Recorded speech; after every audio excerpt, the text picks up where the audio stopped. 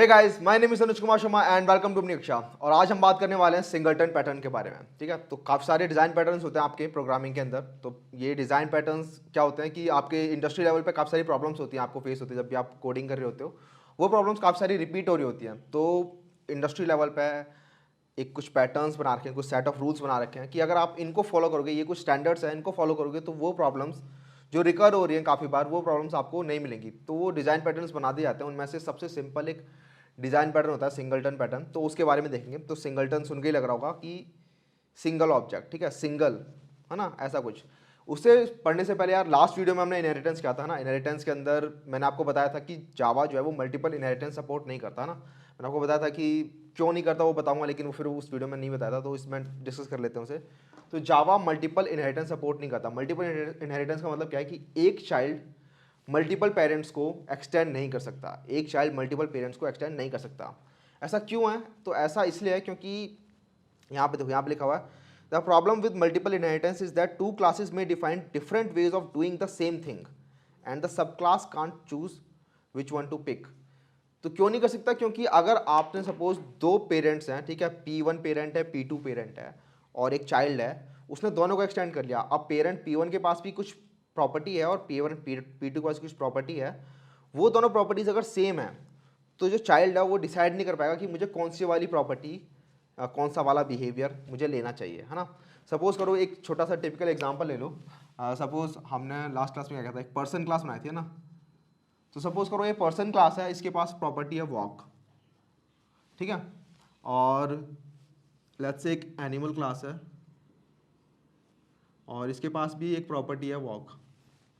और आपने क्या किया, ये दोनों पेरेंट्स क्लास हैं किसकी, इस चाइल्ड क्लास की। एक आपने चाइल्ड क्लास बनाई, उसकी प्रॉपर्टीज हैं, उसके दो पेरेंट्स हो गए, आपने पेरेंट्स रख दिए पर्सन और एनिमल। अब ये जो चाइल्ड क्लास है, ये चाइल्ड क्लास जब वॉक एक्सेस करेगी कि चाइल्ड डॉट वॉक, तो ये किसका एक्सेस करेगी? ये कंफ्यूजन है यहाँ पे कि ये पर्सन का एक्सेस करे या एनिमल का एक्सेस करे, है ना। क्योंकि इसने तो दोनों का एक्सटेंड किया और दोनों ने अपना अपना बिहेवियर यहाँ पे बता रखा है कि इसका वॉक ये काम करेगा, इसका वॉक ये काम करेगा।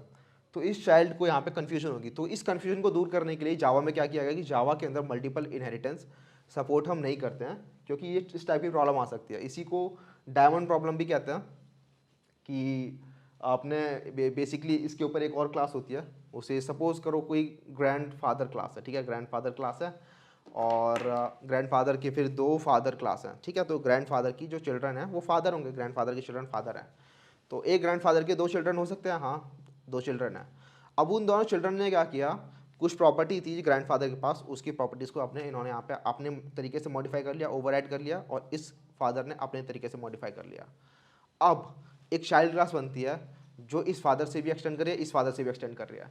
तो इसके पास क्या डिलेमा है कि इस फादर की प्रॉपर्टी को उठाऊं या फिर इस फादर की प्रॉपर्टी को उठाऊं, ठीक है। तो एक डायमंड सा बन जाता है यहाँ पे, और इसको कहते हैं डायमंड प्रॉब्लम। तो इसको ओवरकम करने के लिए ही हमने बोल रखा है कि ये कंपाइल टाइम एरर दे देगा। अगर आपने कभी ट्राई किया कि एक्सटेंड दिस कॉमा दिस, तो वो कंपाइल टाइम एरर आ जाएगा कि आप कर ही नहीं सकते ये चीज़, है ना।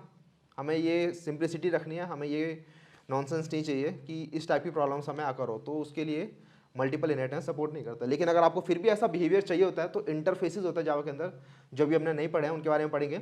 मल्टीपल इंटरफेसेस को आप इंप्लीमेंट कर सकते हो, क्योंकि इंटरफेसेस में क्या होता है, अभी हम पढ़ेंगे कि आप अपनी वहाँ पे वे ऑफ डूइंग नहीं बताते कि आपने बिहेवियर डिफाइन कर दिया, लेकिन उस बिहेवियर को नहीं बताते कि वो बिहेवियर किस तरीके से इंप्लीमेंट होगा। हाँ, आप अपने मेथड्स बता देते हो, लेकिन उन मेथड्स को वहाँ पे इंप्लीमेंट नहीं करते। तो जब भी कोई क्लास उसको इंप्लीमेंट कर रही होती है उस इंटरफेस को, तो वो अपनी खुद की प्रॉपर्टी बता देते हैं कि मैं किस तरीके से इस फंक्शन को इंप्लीमेंट करूँगी।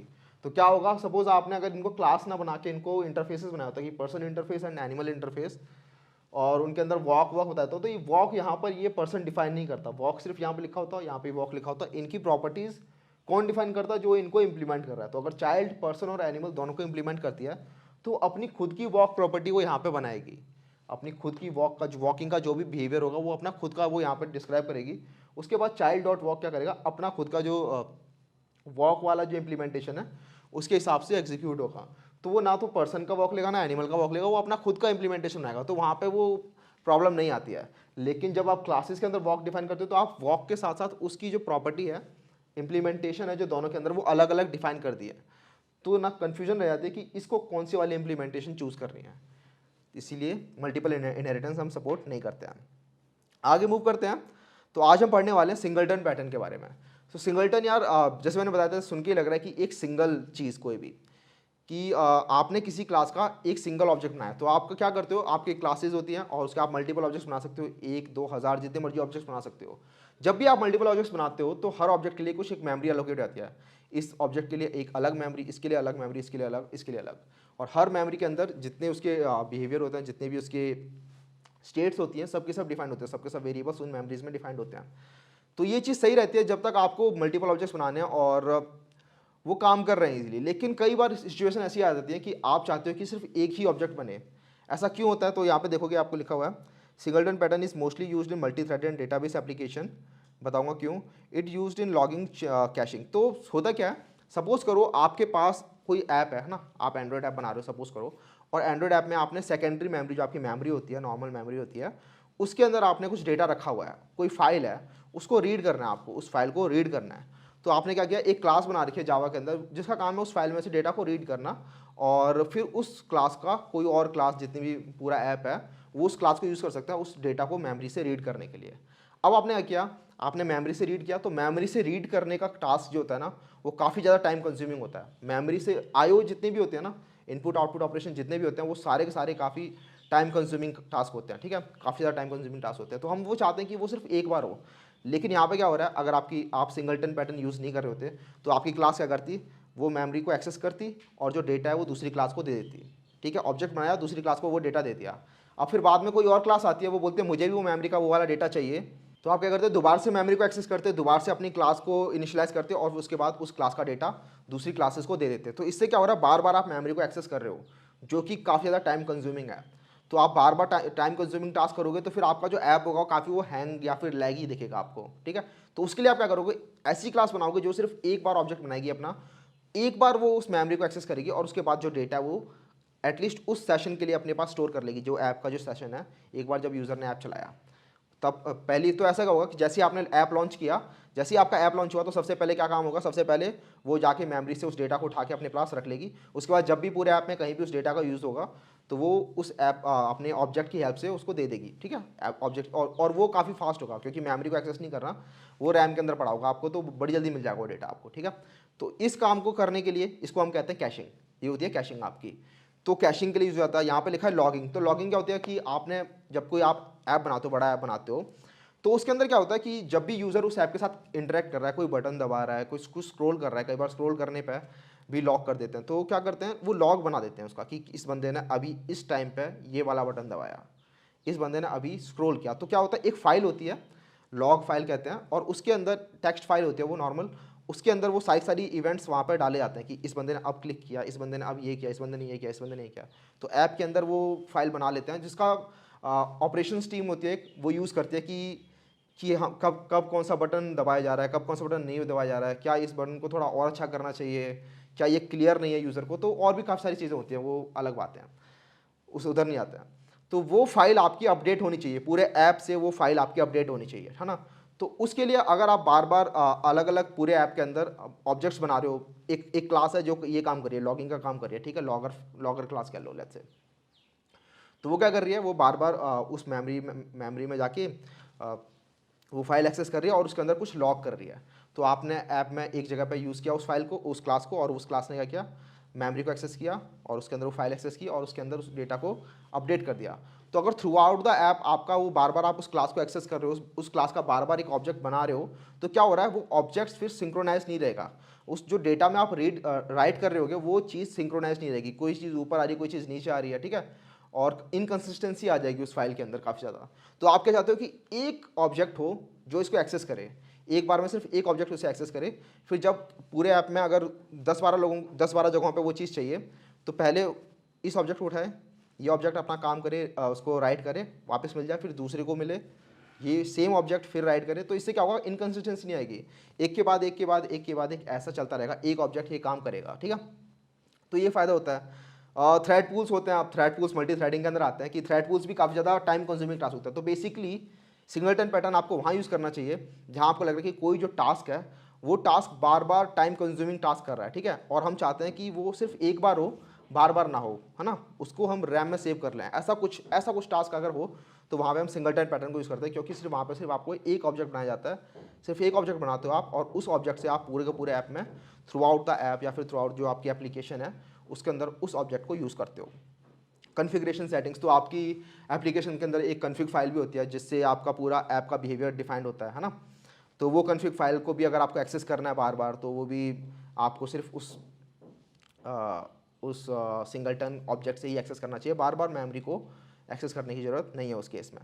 तो सिंगलटन पैटर्न देखते हैं यार कैसे बनाया जाता है। तो यहाँ पे लिखा हुआ है कि सबसे पहले अपने कंस्ट्रक्टर को प्राइवेट कर दो, तो एक बार देखते हैं।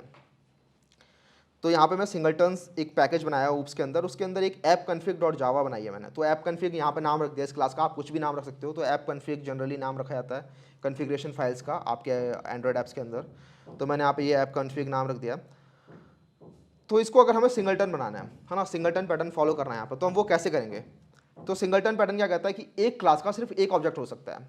तो लेकिन अभी मैं चाहूँ तो अगर मेन क्लास में आया मैं और इस ऐप कन्फिग फाइल का एक ऐप कन्फिग क्लास का मैंने एक ऑब्जेक्ट बना लिया, object 1 question new app config, ठीक है, ये बन गया। और फिर मैंने क्या किया, ये दूसरा ऑब्जेक्ट बना दिया, फिर तीसरा ऑब्जेक्ट बना दूंगा, फिर मैं 10,000 ऑब्जेक्ट बना सकूँगा। तो जितने भी ऑब्जेक्ट्स बनेंगे वो बार बार मेमोरी में अलग अलग जगहों पे बन रहे होंगे। तो ये हमें नहीं चाहिए, हम चाहते हैं कि ये जो ऐप कन्फिग ऑब्जेक्ट है वो सिर्फ एक बार ही बने। तो जब भी ऑब्जेक्ट बनता है तो क्या होता है, कंस्ट्रक्टर कॉल हो रहा होता है आपका, है ना, यहाँ पे कंस्ट्रक्टर कॉल हो रहा है। तो अगर मैं इस कंस्ट्रक्टर को प्राइवेट कर दूं, जैसा मैंने आपको मैथ क्लास के अंदर बताया था कि मैथ क्लास के अंदर उन्होंने कह रखा है कि वो पूरी स्टैटिक क्लास है, मैथ क्लास का आप ऑब्जेक्ट नहीं बना सकते। तो उन्होंने क्या किया हुआ है, अपने डिफॉल्ट कंस्ट्रक्टर को प्राइवेट कर दिया है, ठीक है। तो मैं भी क्या करूँगा, यहाँ पर डिफॉल्ट कंस्ट्रक्टर को प्राइवेट कर दूंगा। तो प्राइवेट ऐप कन्फिग, ये मेरा डिफॉल्ट कंस्ट्रक्टर था ऐप कन्फिग, इसको मैंने प्राइवेट कर दिया। प्राइवेट कर दिया क्या होगा, यहाँ पर एरर आ रहा है। एरर क्या आ रहा है कि change visibility of app config to package. तो ये कह रहा है कि इसको विजिबल नहीं हो रहा। हाँ, क्योंकि प्राइवेट कर दिया तो क्लास के बाहर तो विजिबल होगा ही नहीं। तो ये वाली प्रॉब्लम तो आपकी दूर होगी कि आप मल्टीपल ऑब्जेक्ट्स आप नहीं बना सकते। लेकिन सिंगल ऑब्जेक्ट तो बनाना है ना, तो वो सिंगल ऑब्जेक्ट कैसे बनाओगे, तो एक फंक्शन बनाएंगे हम, एक स्टैटिक फंक्शन बनाएंगे जिससे कि आप डायरेक्ट क्लास के नाम से उसे एक्सेस कर सको, क्योंकि आप ऑब्जेक्ट तो बन नहीं सकता। तो एक स्टैटिक फंक्शन बनाएंगे जो उस इंस्टेंस को, जो उस ऑब्जेक्ट को रिटर्न करेगा, ठीक है। तो public static app config return करेगा वो ऐप कन्फिग गेट इंस्टेंस। तो इसका नॉमेनक्लेचर है, कन्वेंशन है कि गेट इंस्टेंस नाम रखते हैं। तो इस गेट इंस्टेंस का काम क्या है, इस गेट इंस्टेंस का काम है कि एक इंस्टेंस जो है इस क्लास का, जो सिर्फ एक इंस्टेंस बनेगा, मल्टीपल नहीं बनेंगे, उसको रिटर्न करो, उसको गेट करो। तो यहाँ पे वो रिटर्न करना है मैं ऐप कन्फिग, तो हम उस ऑब्जेक्ट को यहाँ पे बना लेते हैं।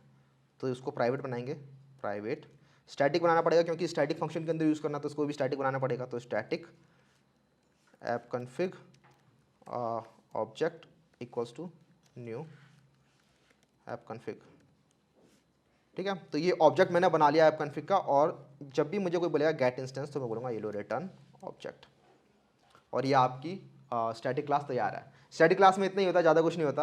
आपको बस अपना डिफॉल्ट कंस्ट्रक्टर को प्राइवेट करना है, एक ऑब्जेक्ट बनाना है, स्टैटिक ऑब्जेक्ट बनाना है, और एक स्टैटिक फंक्शन बनाना है जो उस ऑब्जेक्ट को रिटर्न करेगा, बस। अब क्या करना है, जब भी आपको लगता है कि उस ऑब्जेक्ट को मुझे रिटर्न करना है, जब भी मुझे वो ऑब्जेक्ट चाहिए, सिंगलटन ऑब्जेक्ट, सिंगलटन इंस्टेंस चाहिए, तो मैं क्या करूँगा, app config object equals to app config dot get instance, क्योंकि गेट इंस्टेंस एक स्टैटिक फंक्शन है, और स्टैटिक फंक्शन मैंने बताया हुआ कि स्टैटिक फंक्शन आपके क्लास से रिलेटेड होता है, ठीक है। तो मैंने डायरेक्ट ऐप कन्फिग क्लास से ही उसको एक्सेस कर लिया। तो ये गेट इंस्टेंस क्या करेगा, गेट इंस्टेंस मुझे ये ऑब्जेक्ट रिटर्न करके दे देगा जो ये ऑब्जेक्ट यहाँ पे इसका बना है। अब अगर मैं 2 बार ये चीज़ लिखता हूँ या मैं 50 बार भी ये चीज़ लिखता हूँ तो मुझे वही ऑब्जेक्ट मिलेगा, मुझे कोई दूसरा ऑब्जेक्ट नहीं बनना। तो ये ऑब्जेक्ट 1, ऑब्जेक्ट 2, ऑब्जेक्ट 3 जितने भी हैं ये सेम ऑब्जेक्ट हैं, ये सेम ये वाले ऑब्जेक्ट हैं, क्योंकि ऑब्जेक्ट तो सिर्फ आपका एक ही बार क्रिएट हो रहा है, ऑब्जेक्ट सिर्फ आपका एक बार क्रिएट होता है। तो यही ब्यूटीफुलनेस होती है, यही ब्यूटीफुलनेस होती है सिंगलटन पैटर्न की, कि आपको सिर्फ एक बार में एक ही ऑब्जेक्ट मिलता है, आप ही उसी ऑब्जेक्ट को बार बार एक्सेस कर रहे हो। तो आप पूरे ऐप के अंदर सिर्फ उस एक ऑब्जेक्ट को ही बार बार एक्सेस कर रहे होगे, ठीक है। और एक और चीज़ यार, यहाँ पे क्या हो रखा है, ये जो ऑब्जेक्ट आप देख रहे हो, ये जो ऑब्जेक्ट मैंने यहाँ पे बनाया है, ये ऑब्जेक्ट मैंने पहले ही इनिशियलाइज कर दिया है। तो अगर मुझे इस ऐप कन्फिग वाले सिंगलटन की पूरे ऐप में ज़रूरत नहीं भी है, कभी एक बार ज़रूरत नहीं भी पड़ती, तब भी मुझे ये ऑब्जेक्ट यहाँ पे बन जाएगा मेमोरी के अंदर, ठीक है। तो उसको भी ऑप्टिमाइज़ कर सकते हैं, ठीक है, इसको भी ऑप्टिमाइज़ किया जा सकता है। तो हम क्या करेंगे, इसको इनिशियली बोल देंगे नल, कि इनिशियली नल है, लेकिन कभी अगर ऐप कन्फिग की ज़रूरत पड़ जाती है आपको, तो उस केस में आप इसको इनिशियलाइज कर दो। तो if object equals to null, object equals to new app config. तो ये चीज़ यार सिर्फ एक बार कॉल हो रही होगी, ठीक है, जब ऑब्जेक्ट नल होगा। शुरुआत में जब पहली बार ऐप कॉन्फ़िग आप एक्सेस कर रहे हो गेट इंस्टेंस की हेल्प से, तो सिर्फ पहली बार ये चीज़ कॉल हो रही होगी कि ऑब्जेक्ट नल होगा, क्योंकि बाद में तो फिर आपका ऑब्जेक्ट जो होगा वो ये नल नहीं होगा, आपने उसका ऑब्जेक्ट बना दिया है, कुछ और बना दिया है। तो जब दूसरी बार जब आप इसे एक्सेस करोगे तो आपको इस इफ़ कंडीशन में आप नहीं जाओगे, दोबारा से आप सेम ऑब्जेक्ट रिटर्न कर दोगे। तो आपको समझ में आ गया कि सिंगलटन के अंदर ये थोड़ा लेज़ी मेथड कहते हैं इसे, लेकिन ये काफ़ी स्मार्ट मेथड होता है, क्योंकि अगर आप यूज़ नहीं कर रहे हो इसे, तो क्यों इसको पहले से इनिशियलाइज करना है ना। ऐप कॉन्फ़िग को तो पहले से इनिशियलाइज करने का कोई फ़ायदा नहीं है जब आप इसे कभी यूज़ ही नहीं करोगे अपने ऐप के अंदर। तो ये होता है आपका सिंगलटन। तो आई होप यार आपको सिंगलटन समझ में आ गया होगा सारा का सारा, कि सिंगलटन क्लासेस क्यों यूज़ करते हैं और उसके बेनिफिट्स क्या होते हैं, ठीक है। और आने वाली वीडियोस में हम पॉलीमॉर्फिज्म के बारे में पढ़ेंगे, और एक आपका फाइनल कीवर्ड होता है, फाइनल कीवर्ड जैसे स्टैटिक कीवर्ड पढ़ा था हमने, वैसे फाइनल कीवर्ड होता है, उसके बारे में देखेंगे, काफ़ी इंपॉर्टेंट कीवर्ड होता है वो भी। तो तब तक के लिए चलते हैं, see you, have a good day.